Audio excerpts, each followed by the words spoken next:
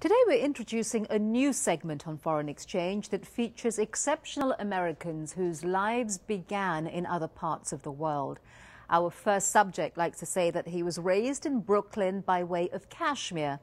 Today he is chairman, CEO and president of one of America's most well-known companies.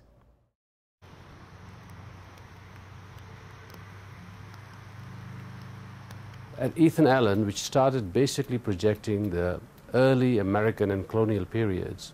So Ethan Allen represents the American period of home furnishings. When you go around, these are designs from all over the world, but projected in an American attitude.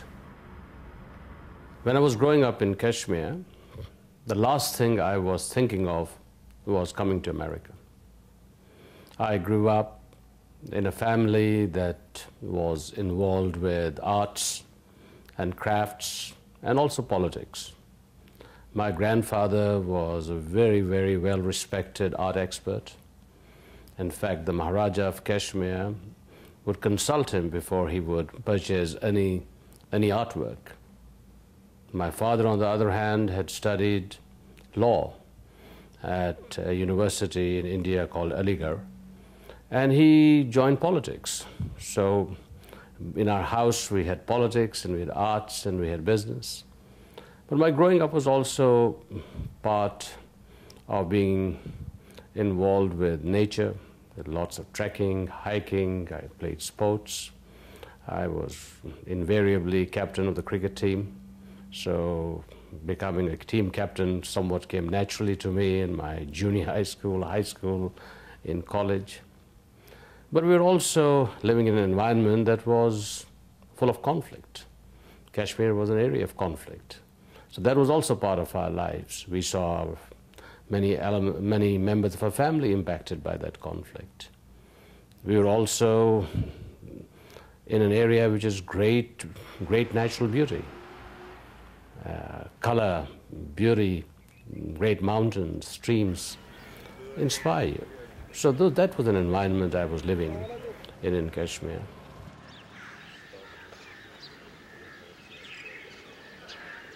My father got an assignment to come to the New York's World's Fair in Queens, New York. And he brought along with him some application forms for me. And he made up his mind that I should apply to higher education in the United States. When I joined NYU, I became an evening student because I had to work during the day.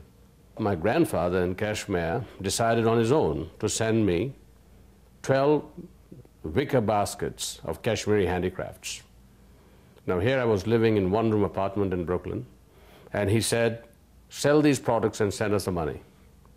And one of my associates later introduced me to the chairman of Ethan Allen. And Ethan Allen also became a customer of these handicrafts. And by the 1980s, when I became president, Ethan Allen was a highly regarded company. Good brand, good quality. However, there were issues. We have made our manufacturing more efficient. We've gone from 29 plants to now 7 major plants in the United States, 1 in Canada, and which produces almost 65% of all the products we today manufacture and sell. We have repositioned our retail network. We today have about 290 design centers in the United States and in many other countries. In fact, we've got 30 in China. 60% of them have been relocated in the last 15 years to better locations. 20 years back, practically all the Ethan Allen business was done by independent retailers. Today, over 60% of all our design centers are operated by the company itself. So we've gone into retail. We have re-established a strong manufacturing presence. We have also, very importantly, expanded our range of products from early American to a very diversified styles that we can reach a large consumer base in styles and taste. We've maintained excellent quality. And also, very importantly, we have great value. This is our design center, and of course we have over 1,000 fabrics that a client can come in and we can make any of our upholstered product. We handmade our products in the United States, and we are now shipping 50% of products we sell here to China in our design centers there. I am proud of the fact that 65% plus of our products are still made in the United States. Not easy.